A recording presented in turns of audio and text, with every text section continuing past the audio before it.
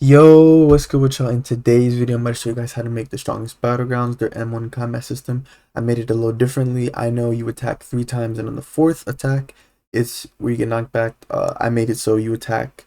So on the third attack, which is a kick, you do left punch, right punch, then a kick, and then that'll knock back the player and stuff. So I made it like that. Similar, it's close enough. So let's get straight into it. First things first, you're going to insert a remote event into replicated storage. And then we're going to name this event combat event, right? Then I'm going to come back to server script service when or actually no, let's just go ahead and knock this out. So these are animations. To insert an animation, click the plus icon, type animation, insert your animation. You want to be very specific with your naming here, right? So this is left punch animation, right punch animation, knockback animation, and the kick animation. And then you want to insert your animation ID because as you guys can see, the numbers change because each animation ID is different. You would simply just throw your animation ID in here and it'll autofill the RBX asset ID part for you. And yeah, just to let you guys know, my animations only work for R6. So if you're using R15, all you can do is find your own animations, which isn't hard because there's a whole bunch of R15 combat animations. I just realized I named this wrong. Combat, I spelled it wrong. But anyway, so moving on, we're going to come back to server script service when we're done with the local script. So then sound service, I have 2 punch sound effects. Here's what they sound like, right? You guys can get whatever punch sound effects you want, or if you don't even want to have any, you don't have to. You get those from the toolbox. So yeah, just go to the toolbox, go to audios, and you'll find some. And then yeah, let's head over to starter player and insert a local script into starter player scripts. And let's go ahead and name this script combat. Combat script, and in parentheses put local. Right. Then we're gonna delete print hello world. I'm gonna zoom in just a little bit. Then I'm gonna make a couple variables. First thing first, I'm gonna get the user input service. So local UIS game get service user input service. Then I'm gonna get the combat remote event. So combat event is equal to game that replicated storage wait for child combat event. Then I'm gonna get the attack number. So attack number is equal to 1. Pretty much I'm gonna have this increase by 1 every time a player uses an attack. This is how I know which attack to use when it comes to M1s and stuff. If the attack number is equal to 1, then that means they're gonna do a left punch. If it's equal to 2, then they're gonna do a right punch. If it's equal to 3, they're gonna do a kick. And if it's equal to 3, it's gonna set them back to 1. So it's a cycle. It'll just keep going. Left punch, right punch, kick, repeat. Left punch, right punch, kick. So yeah. Then I'm gonna of course have a cooldown variable. So cooldown is equal to false. If you watch my how to make a basic combat system video, you'll notice that these scripts are extremely very similar because I use like the framework. I use the framework of that script and then just modified some things to give it the TSP like effect. So yeah, you'll notice some similarities and stuff. So I pretty much made it so that the cooldown, it'll automatically take the player off cooldown when the attack is finished. Because you know each attack will obviously, the animation will play for a different length of time. Not all animations have the same length of time. Will play for the same length of time. But anyway, let's go ahead and set up the function. We need to make 2 functions on the client side. Let's go ahead and make the first one. So let's say UIS.input began connect a function in parentheses put input comma processed, then enter, and then I'm going to say if input that user input type is equal to enum that user input type that mouse. Sorry, I was about to say keyboard. I'm so used to saying keyboard because honestly, this is like probably like the second video I've done mouse button. It's usually keyboard. But anyway, we're gonna say and process is equal to false. This means the player is not typing in chat, and of course cooldown is equal to false. Enter. So if they're not on cooldown, then we're going to say cooldown is set to true, because then that means the player is about to use their attack. Then we're going to set up an if statement. We're going to say if attack number is equal to 1, then we're going to say attack number plus equal 1. We're going to add 1 onto it. And then we're going to fire the remote event. We're going to say combat event fire server, and then a quotation mark for the event. We're going to say left punch. Then we're just going to simply copy and paste this. So Control C, and then you're going to say else if attack number is equal to 2, enter, then you can paste this, and then you can copy and paste this. So Control C, Control V, and then just change this up. So you want to increase it by 1. This is going to be right punch. Then with this, of course, it's going to be equal to 3. And instead of increasing it by 1, we're going to set it equal to 1, right? And then we're going to set this, we're going to make the event for this kick. And just like that, we are done with the first function. Now onto the second function, we're going to say combat event, the on client event, connect function in parentheses. We're going to put event type, enter. I'm going to say if event type is equal to quotation marks cooldown, and this means the cooldown is ready to end. Enter, then cooldown is equal to false. I'm going to fire this from the server script back to the local script. So then the script knows that, okay, the player can be taken off a cooldown now. And just like that, guys, we are done with the local script. That's it.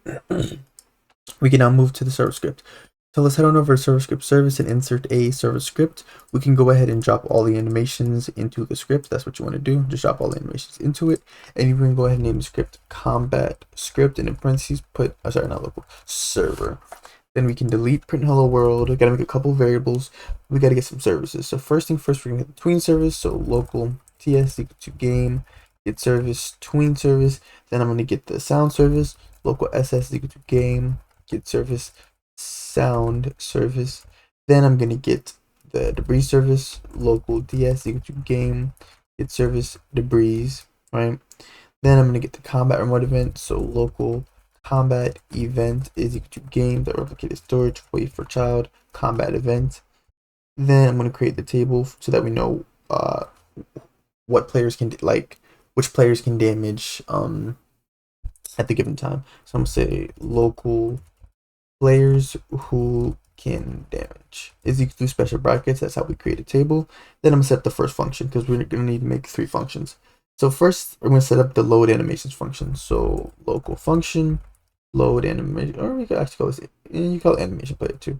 So load animation, and in parentheses we're going to put humanoid comma animation, right? Then enter.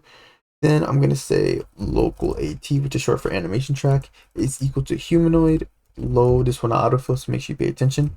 Load animation. Then of course I'm going to throw on the animation, and then I'm going to say ss.punch sound effect play, right?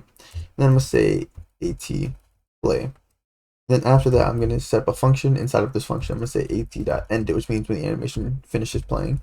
Connect function, close parentheses, then enter. Then we're going to fire the remote event back to the client side, right? So fire client, and then we're going to do game.players get player from character, then humanoid.parent. Then you're going to go on the outside and do comma. And then for the event type, you're going to do quotation marks, cooldown end. That's how we know the player is off. We can tell the local script that the player no longer needs to be on cooldown. Now onto the second function. We're going to do local function damage handler, right? So the parentheses, we're going to simply put character, comma, character to damage. Then enter, right? And then I'm going to say if table.find players who can damage, comma, character dot name. Make sure you're paying attention to which character I'm using. Not characters to damage that name, just character dot name, right? And then if we find their name, we're gonna then remove their name. So table.remove players who can damage, comma, table.find players who can damage, comma, character dot name. So we're gonna remove the name from the table. Then I'm gonna stop the DBS punch sound effect. So stop. And then I'm going to play the punch sound effect because this is the sound effect that's going to play whenever we make contact with a player, right? And then I'm going to, oh, actually, sorry. No, we're going to stop it. Just in case it's already in progress. We're just going to stop. We want to just stop all sound effects just in case it's in progress. Then I'm going to say character to damage dot humanoid dot health is less than equal to 10. And then now I'm going to play the, what is it called? DBS punch sound effect. And then now I'm going to play it, right? Then I'm going to use a for I loop, and then I'm going to say for IV in pairs character to damage get descendants. Hope I spelled that right. Get descendants, right?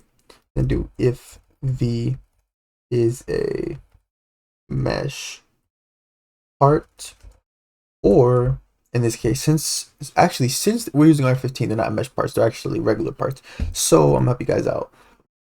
If your game has R15 and R16, you can either do if V is a mesh part or V is a regular part. Now, if your game is only R15, you would just need if V is a mesh part. If your game is only R16, you would just do if V is a part, right? Then we're gonna set the tween. We're gonna say local tween is equal to ts create v comma tween info dot new. We're gonna play it for 0.4 seconds. We're gonna say enum dot easing style dot linear comma enum dot easing direction dot out. Right. Then we're gonna go on the outside. I'm gonna put a comma. Now for the property table, we're gonna create a table by doing special brackets. So then I'm gonna set the color as well as the transparency. I'm gonna say color is equal to color3 dot new. Then I'm gonna do 1 comma 0 0 to give it red, so that like the damage like effect. Then I'm gonna put a comma and I'm gonna say transparency is equal to 0.5. Make it pretty much see-through. Then tween play. Right. Then I'm gonna go on the outside of the for I loop and then use a task.wait. So I'm gonna say task.wait just 0.1 seconds. Then we can copy and paste this. So let's just Control C and then Control V and then put a space, like keeps everything spaced out. And then this time, all we're gonna do is we're gonna change this to in. Just gonna change this to in. And then we're going to set the color back to the default gray. So for this, we're just gonna do 0.6. We're just gonna do 0.6 back to back. So 0.6 and 0.6. Then I'm gonna set the transparency equal to 0, right? And then just like that, we are done. I believe we're done with this function. Yeah, we are done with this function. After that, we can move on to the third and final function. Now we can do combat event that on server events connect function in parentheses put PLR, and then we're gonna do attack type. You can also name it event type as well. That would also work. Then I'm gonna get the player's character. Local character is equal to player dot character. And I'm gonna say if character, then local humanoid is equal to character find first child humanoid, right? Then I'm gonna say if humanoid, then if attack type is equal to left punch, then I'm gonna trigger the load animation function, and then I'm gonna send over the humanoid. I'm gonna send over the player's humanoid as well as the animation. So script regular brackets, and then you would put attack type. Okay, so I also forgot to mention this. The name of your attack types or event types need to match the name of the animation. So I did left punch, right? So notice how I did left punch, left punch, left punch, and same with right punch and kick. They all need to match, like case sensitive. They need to match exactly. From capitals, spelling, spaces, everything needs to match the same. So yeah. So after we trigger the animation function, we're going to enter the player's name into the table so they're able to do damage. Players who can damage, then player dot name. Then after that, I'm going to set up the damage function. So character, regular brackets. Like I said, this combat system only works. Oh, I forgot to mention this. Actually, no. It does work for R15. The way I'm setting it up, it's only going to work for R6, but you can easily make it work for R15 and stuff like that. You'd have to do a little more work. So we're going to do character left arm, right? And then we're going to do dot touched connect function, right? And in parentheses, of course, you're going to put hit, right? And then we're going to set up the characters to damage. So local character to damage is equal to let's do hit dot parent. Then local humanoid to damage is equal to character to damage.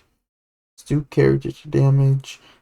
Then let's do the same thing we did before. So find first child humanoid, right? Then I'm gonna say if humanoid to damage, and table dot find players who can damage player dot name enter. Then we're gonna trigger the damage handler function, and we're going to send over the player who's attacking his character as well as the character that needs to be damaged. So character to damage, right? Then I'm gonna set up the animation track. I'm gonna say local AT. This is the pretty much animation effects for when you get. I mean, it's even though it's considered the knockback effect, you can also just call it like when you get hit by a punch. But I'm more using it for like when you actually do knockback. We're gonna say local AT, which is short for animation track, is equal to. Make sure you do character to damage, not character. Load animation. Then I'm going to say script regular brackets, and then this time you can just put knockback. You can just in quotation marks. You can just get it specifically. Then AT play. I'm gonna play the animation track, right? And then that's it. Just to give the little effect of like, okay, the player was hit. So we do have to low-key do this like 2 more times, but it's fine because we can literally just copy and paste. They just change a couple things. There's really just some stuff I have to add on to the kick. But also, I forgot one more thing. So on the outside of this function, right, you can go on the outside of it, and then you also want to do this. You want to do task dot wait. You can wait about 0.4. Well, actually, it really depends. Actually, it depends how long your animations really last. Really last for, I would say. So you could mess around with the wait times, just find the best time for you. Yeah. But then after, I'm gonna just do a check. I'm gonna do if table.find players who can damage player.name. If we still find their name, then we're going to remove their name. Let's go ahead. I'm gonna go ahead and save everybody some time real quick. Just Control C and then Control V. Right, and now we can set up the other attacks. So we can go here, enter, and then do else if attack type is equal to right punch. Guys, this is literally what I mean when I say it's literally as simple as this. We can just copy and paste the entire thing. Control C, Control V, right? Then of course we're gonna just change this to right arm, right? And then it's gonna look for the attack type, and then yeah, like that's literally the same thing. Then we're just gonna do the same thing. We're gonna go on the outside, but this one will be a little different at the end because we're gonna add knockback to it. Then I'm gonna say else if attack type is equal to kick. Now for the kick, I'm going to paste. So Control V, I'm gonna paste everything, right? But now for the kick, I'm gonna add a little more for the kick, right? So we can leave this part right here. We're gonna leave that the same. We're gonna go here though, however, right? We're gonna go here to the animation track, and then I'm going to create an attachment. I'm gonna say local attach. What is what I want? Attachment is equal to instance.new attachment, right? And then I'm gonna parent the attachment to the character that we're gonna damage, humanoid root part. So humanoid root part. Then I'm gonna create a linear velocity. So linear velocity is equal to, of course, instance.new linear velocity, and then parent it to the attachment, right? And then I'm gonna set the linear velocity's max force is equal to about 5 nines. So just do like 5 nines. Then I'm gonna set the vector velocity. So linear velocity dot vector velocity is equal to parentheses character. Make sure you do regular character humanoid root part dot position minus character to damage dot humanoid root part dot position, and then on the outside you're gonna say dot unit times vector 3 dot new, and then parentheses you're gonna say 0, comma 0, negative 40. This is to make that so that the enemy, like the player that's being attacked, that they fly backwards. If you guys, oh yeah, so pretty much if you want to make the player like go back further, like fly back further, increase this number instead of make it 50, 60. If you want to make them like, I don't really like them flying that far back, then change it to like 20, 15, whatever. So just mess around with the number and then just choose whatever you like. Then I'm gonna say linear velocity dot attachment 0 is equal to attachment. Then now for some last couple things, I'm gonna say character to damage that humanoid root part. We need to make sure that the humanoid root part is not anchored. I spelled that wrong. Not anchored, because this will not work if it's anchored. So anchored is equal to false. Then character to, then we're gonna do character to damage dot humanoid root part dot C frame. This is to this is how we do the ragdoll effect and stuff. This is knockback. This is the ragdoll effect dot C frame, and then we're gonna say is, oh actually I just like save myself some time. I think I can literally save myself time. I literally thought about that because this is not how I wrote it when I did it before. But anyway, C frame dot angles, right? Then we do math dot radians, so dot rad 180 degrees. Then we're just gonna do comma. Then you can just do 0, 0, right? Then after that, you're going to simply just say ds add item, and you're gonna add the attachment and you only want it to be 0.1 second. You want it to be quick, because if you had it for like longer than 0.1 seconds, the player is going to continue flying back and stuff. If anything, you'd be trying to fling them off the map. So also, if your game, if you want players to have their humanoid root part anchored regularly, then that's fine.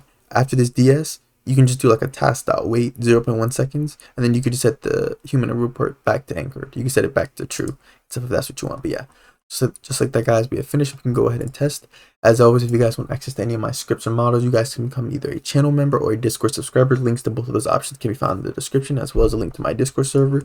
You can join the Discord server to see sneak peeks, polls. You can suggest video ideas, as well as get help with any of your scripts. If you need help with this, join the Discord server and ask for help. If you guys want more Strongest Battlegrounds content or combat systems, let me know in the comments stuff. And yeah, let's get straight into, and I forgot, we need a rig to test. I completely forgot. Yeah, if you guys want more content like this, simply just leave a like and leave a like. Let me know you enjoyed the video. Leave a comment as well. And if you're new, definitely subscribe. You can also join the Roblox group, links in the description. Let's go ahead and test. Okay, so first thing first, we have the left punch. Boom. Okay, I did something wrong. Let's see, characters. Yeah, I see. And then if I did it wrong for this one, then I mean I did it wrong for the others. Okay, so make sure you did that humanoid. Make sure you did that humanoid. I'm just copy the entire line and then just fix it for each one. Okay, boom. Slide issue. But the load animation. Okay, no errors. You guys see how they turn red? We're dealing damage. Then for this one, then boom, they're knocked back. Wait, why isn't the animation? Oh, because it's R15. I forgot. I completely forgot, guys. So yeah, that should be proof in itself. The animation only works for R6. So let me enter the block avatar that is R6. But you guys just saw. Actually, I just demonstrated as well that the combat system will work on R15. The animation won't play, but it will still do damage. So yeah, there you go. You see the animation. Yeah, you guys see the animation is not moving. There you go. And then you see the player moves back. Actually, nothing about it. Oh, I get it. It's because the humanoid rule part. Yeah, it's because it's still anchored. Yeah, look. Because if I unanchored it, you guys might want to also unanchor it as well for like regular attacks. Because I guarantee if I unanchored this, it would. Oh, it isn't anchored. Oh, that's interesting. That's weird. Because like, why is it moving like that? That's so weird. Well, anyway, it doesn't matter. But anyway, yeah. So the video was helpful. Leave a like and subscribe. Thank you guys for watching, and yeah, I will see you guys in the next video.